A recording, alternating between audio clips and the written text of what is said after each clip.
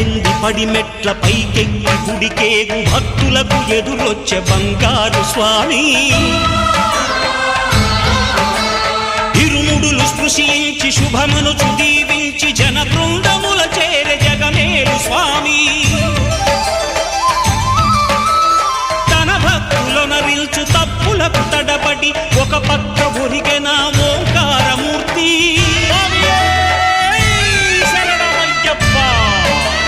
స్వాములందరూ తనకు సాయము కాగా ధీమంతుడై లేచే ఆ కన్య స్వామి పట్టబంధము వీడి భక్తతతికై